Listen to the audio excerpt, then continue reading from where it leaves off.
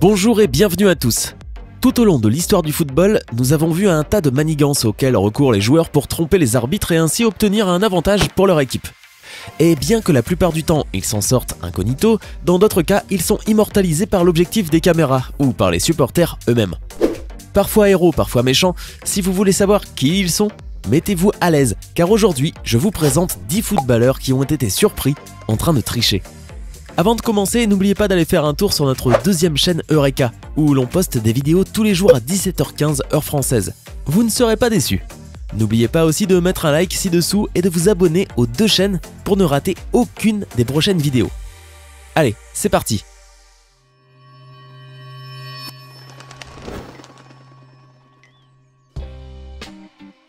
Luis Suarez.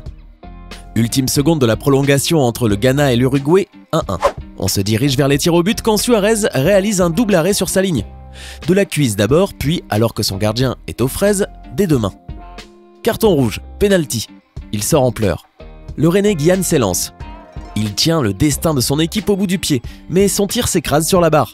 Sur le bord de la touche, Suarez exulte.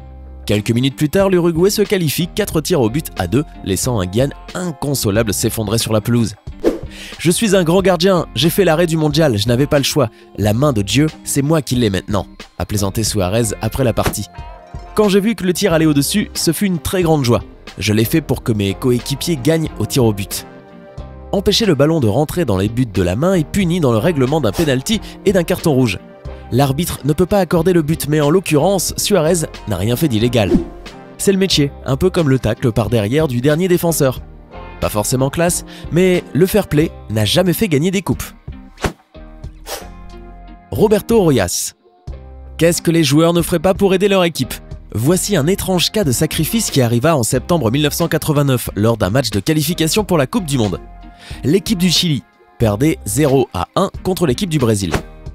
Il restait 25 minutes avant le coup de sifflet final quand tout à coup une fusée éclairante fut jetée depuis la tribune des supporters du Brésil et atterrit sur le terrain à côté du gardien chilien Roberto Rojas.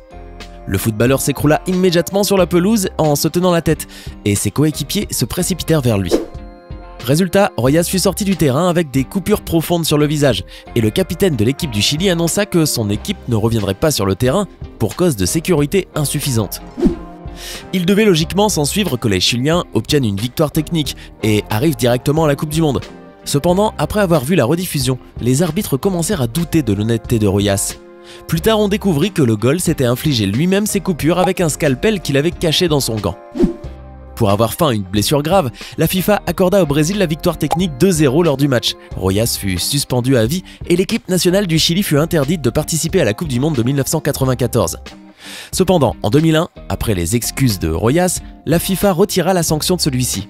De nos jours, il travaille comme entraîneur de gardien de but dans l'équipe brésilienne Sport Club do Recife. Lionel Messi. Malgré les tentatives de ne pas comparer Léo Messi à Maradona, en 2007, la Puce réussit à reproduire la main de Dieu. Lors d'un match contre le RCD espagnol, Léo fut assez habile pour avancer vers le but du gardien Kameni. Et ne parvenant pas à tirer avec la tête, il fait entrer le ballon dans le filet en le touchant discrètement avec sa main gauche. Aussi bien l'assistant que l'arbitre, qui se trouvait du côté droit de l'attaquant du FC Barcelone, l'Argentin fut tellement malin qu'il ne fut pas démasqué. Et bien sûr, comme dans tous les cas précédents, l'attaquant du FC Barcelone resta bien. Arjen Robben. Arjen Robben est probablement derrière l'une des défaites les plus douloureuses qu'a eu l'équipe nationale du Mexique tout au long de son histoire. Lors de la Coupe du Monde du Brésil en 2014, le Mexique et les Pays-Bas étaient à égalité 1-1, pendant qu'ils disputaient le passage au quart de finale. Pendant le temps de compensation, l'attaquant hollandais réussit à pénétrer la zone de l'adversaire par la ligne de touche droite. Or, en sentant que son jeu se serrait, il profita du moment où le capitaine Rafa Márquez mit un peu le pied et se laissa tomber dans la zone.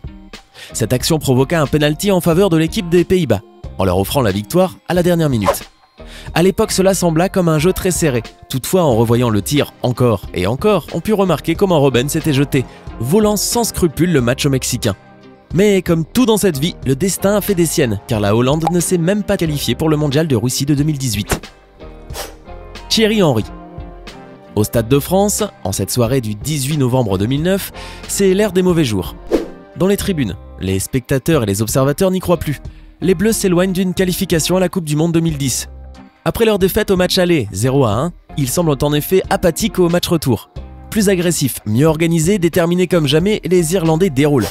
Malgré un Hugo Lloris des grands soirs, l'équipe de Raymond Domenech est menée depuis un but de Roy Keane. Et puis, il y a la lumière. Enfin, à la 103e minute, un long coup franc de Florent Malouda dévié par Thierry Henry, qui permet à William Gallas de marquer de la tête. Dans l'euphorie de ce but venu de nulle part, le Stade de France exulte, les téléspectateurs aussi. Sauf que les images au ralenti montrent que Thierry Henry a contrôlé le ballon de la main. La France est qualifiée certes, mais la main de l'attaquant tricolore fait polémique et devient un sujet de société. La main de Dieu, comme le titre l'équipe le lendemain, est renommée la main du diable au Royaume-Uni. Partout outre-Manche, on fustige le geste de Thierry Henry, oubliant au passage sa carrière magique en Première Ligue avec Arsenal. En France aussi, c'est la polémique du moment. Dès la fin du match sur RTL, Bintiaite Lizarazu et Raymond Domenech s'échauffent sur le sujet. Le lendemain, tout le monde réagit, même le président de la République du moment, Nicolas Sarkozy. Cette fraction de seconde qui a fait basculer le sort des Bleus est disséquée et analysée sous tous les angles, et pas seulement par les habitués des subtilités footballistiques. Le quotidien Libération y consacre sa une « C'est pas le pied », où Laurent Geoffrin appelle à faire un rêve et à rejouer le match. La Fédération d'Irlande demande que la rencontre soit rejouée. Vilipendé par la presse britannique, Thierry Henry doit s'excuser d'abord sur Twitter puis sur Europe 1. Mais le mal est fait et ce France-Irlande devient le match de la honte. L'Irlande restera hackée et assistera devant sa télévision aux épisodes étonnants proposés par les Bleus lors de la Coupe du Monde 2010 en Afrique du Sud. La fausse blessure de Rivaldo. Diego Maradona et Thierry Henry sont de si bons joueurs de football que même les simulations de douleur qu'ils ont pu faire au cours de leur carrière n'ont pas terni leur réputation. Mais pour Rivaldo, c'était autre chose, et son image souffre depuis la Coupe du Monde 2002 où il a fait semblant d'être blessé. Touché à la jambe par un ballon envoyé par le joueur turc Hakan Ünsal, Rivaldo est tombé à terre et s'est pris la tête en hurlant à l'agonie. Ünsal a donc été renvoyé sur le banc et n'a pas pu continuer de jouer. Mais les caméras du stade ont par la suite révélé que la blessure était inexistante et Rivaldo s'est vu infliger une amende de 7 200 €. Plus tard, Rivaldo a révélé qu'il ne regrettait pas du tout son action. Le match de la honte, Allemagne-Autriche. Une arnaque, un scandale, une honte. Aujourd'hui encore, le match opposant la RFA et l'Autriche en 1982 lors de la Coupe du Monde en Espagne ressasse des souvenirs bien amers. Ce jour-là, devant plus de 41 000 spectateurs médusés à Gijón, les deux équipes passent un accord pour se qualifier tous les deux pour la suite de la compétition. Dans un match sans saveur, les joueurs des deux camps se satisfont d'une victoire 1-0 de l'Allemagne de l'Ouest et passent la grande majorité de la rencontre à jouer à la baballe, sans aucune intensité physique. L'Algérie en course pour la qualification paye les frais de ce pacte et est éliminée du mondial, injustement. Lorsque l'arbitre de la rencontre donne le coup de sifflet final, les US s'emparent des tribunes. À la sortie des vestiaires, les Allemands nient un quelconque complot. « Nous poursuivons l'aventure, c'est tout ce qui compte », déclare Lothar Matthäus. « Nous voulions juste nous qualifier, pas jouer au foot », continue le sélectionneur de la Mannschaft, Joop Derwall. Autour de l'hôtel de la sélection allemande, environ 1000 supporters viennent crier leur colère. Certains d'entre eux jettent des œufs sur le bus de l'équipe. En représailles, 2 joueurs allemands balancent des sacs poubelles et des bouteilles d'eau du haut de la fenêtre de leur chambre. La manifestation cessera au bout d'1 heure. Aujourd'hui encore, le match de la honte, également appelé le pacte de non-agression, continue de faire polémique. En 2008, Harald Schumacher a reconnu devant les anciens de la sélection algérienne que la rencontre avait été truquée. Il a présenté ses excuses à tout le peuple algérien. De son côté, Lothar Matthäus continue de nier tout ce complot entre les deux équipes. Alors dites-moi, quelle est selon vous la pire tricherie? Laissez-moi un commentaire.